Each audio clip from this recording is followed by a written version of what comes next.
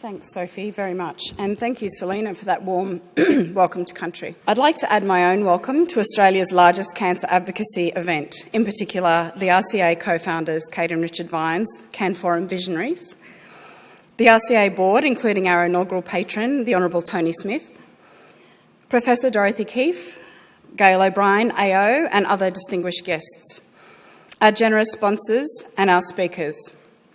Most importantly, I'd like to recognise that we are here today with people with lived experience of cancer, patients, carers and family. About 70 members of our rare community are here today, alongside other advocacy group colleagues. Most of us work in this sector, and many of us work in this sector because of our own lived experience. If you're comfortable, please raise your hand if you have a lived experience as a patient or a carer of cancer. I think the power of having so much lived experience in the room is truly unique, and it's making me a little bit teary. But you are the reason we are here. RCA is proud to advocate with our community. Your experiences are our why. Together we can help keep the lived experience at the centre of decision making. Today we'll ask everyone in this room, how will you make it personal? Last year, just upstairs, we launched a Rare Cancer Moonshot, a bold vision for 90% 5-year survival for every cancer type and true equity of experience for everyone with cancer. We've made progress. The work that has been done energises us and gives us hope, but inequity persists. Too often those with rare cancers are left behind. We need to learn from improvements in outcomes and experiences across many cancer types and leverage those learnings for the rare community too. For us, it is never about rare versus common. It is about raising the tide for all. Over the past year, Genomics Australia was launched with a focus on personalised cancer care and a framework that prioritises rare. With eminent health policy leader Tiff Bortwood at the helm, we are ready and poised to work with Genomics Australia. Zero Childhood Cancer and Omico's Prospect received reinvestment, both programs firmly focused on rare and shining examples of how precision medicine changes lives. An incredible $750 million invested in the Australian Cancer Plan, including support for navigation services like ours, a critical acknowledgement of the complexity of the rare cancer experience.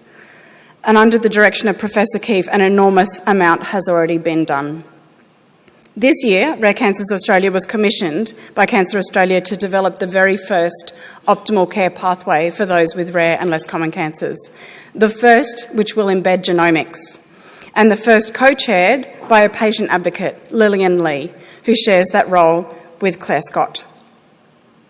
Funding was also announced for the Australian Rare Cancer Portal, a virtual MDT platform connecting regional patients to rare expertise and clinical trials, a genuine game changer.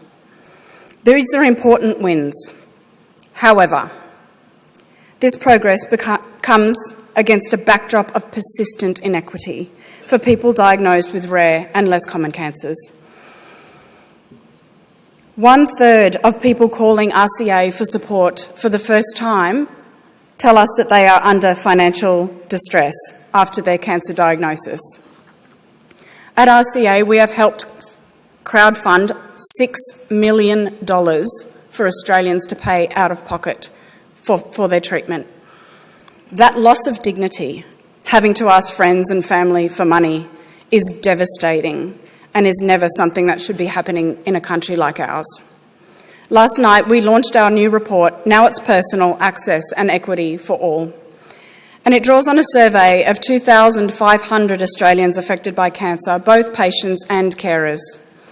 It is clear that the financial impact of cancer is high. 59% of people affected by rare and less common cancers said their household was worse off. People with common cancers also reported a significant financial impact, but at half the rate of those with rare. Cancer is expensive, and if your cancer is rare, far more so. The PBS price of scripts is set to drop further to $25 per script next year. Like all Australians, we welcomed this measure, but that won't make a difference for this woman and her family. That's Caitlin and Kevin with their precious girls. Many of you know Caitlin. She's with us here today. And you'll meet Mr. Caitlin later. I'll let you just digest those numbers, which she says are a conservative guess. In fact, they guess that it is probably closer to $1 million in cost to their family after her diagnosis. And I wish I could tell you this was an unusual story, but we hear them every day. Yes, those numbers are extreme, but let me be clear, having a rare cancer is expensive, whether you have money or not. We and so many others have been calling for reform of the HTA Health Technology Assessment System for over a decade. The Minister himself has said it, less reviewing, more doing. Music to all our ears, I'm sure. We welcomed the Senate inquiry response last week, and the Minister also received the HTA Review IAG interim report. Progress that has felt glacial. But we will welcome the Minister later this morning to hear his further thoughts on that. He said he wants bold reform, and the time is right. Your cancer outcomes and experience should never be dictated by your postcode, your cancer type, or your bank balance. The report we launched last night is grounded in the lived experience of patients and carers across Australia. We conducted the first lived experience survey, and of the nearly 2,500 patients and carers who shared their experiences, 3/4 had a rare or less common cancer, including rare subtypes of common cancers. Many of them are in the room today. Cancer amongst young people is rising in Australia. We saw some shocking data from Cancer Australia recently, and too many have been dismissed as too young to have cancer, and many themselves did not access medical intervention, also thinking they were too young to possibly have cancer.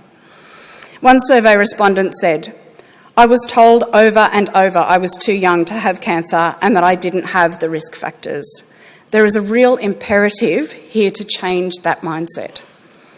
What we heard was that they want support for fertility preservation, mental health support, financial support, yet often they don't get it. With the rise of cancer in otherwise young, fit and healthy people, these findings are of real concern. The data revealed that what we already know by talking to patients every day for 13 years at RCA, but what we didn't realise is that the inequity begins even before diagnosis, with serious delays and dismissals.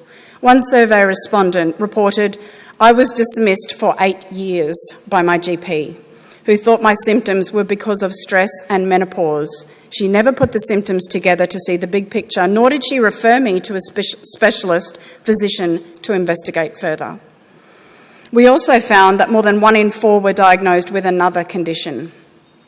1 in 3 of respondents saw 4 or more doctors before a diagnosis, and 1/5 waited more than 6 months for testing. Shockingly, 1 in 14 waited more than 3 years to be diagnosed, and that is unacceptable.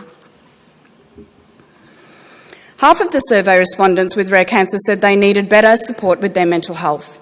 1 in 4 wanted to be referred to a mental health service but never received a referral.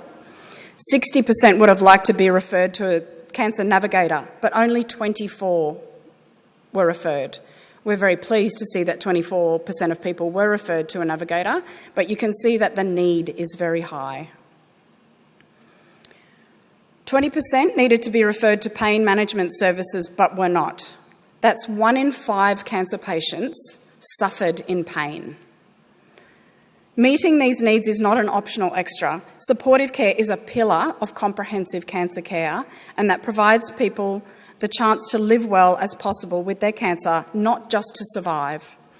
We will hear more from the legendary Judith Lacey later. Her focus on supportive care has made a significant impact on her patients. I cannot tell you, this stuff really matters. I'd just like to take a moment to remember some of those who the rare community has lost this year. Remarkable, generous advocates who, while facing enormous inequities themselves, still fought for others. When you are diagnosed with a rare cancer, you find yourself in a position of having to advocate. It's a political shift in your life, one you didn't ask for. One was Gemma, diagnosed with stage 4 non-small cell lung cancer. She discovered her cancer had a very rare mutation and fundraised to access targeted therapy costing $10,000 a round. At the same time, she worked hard to campaign for that medicine to be added to the PBS, not for herself, but for others. There was a positive recommendation for that medicine. The treatment is now available to about 150 Australians each year. But that announcement came just days after Gemma died, at age 34.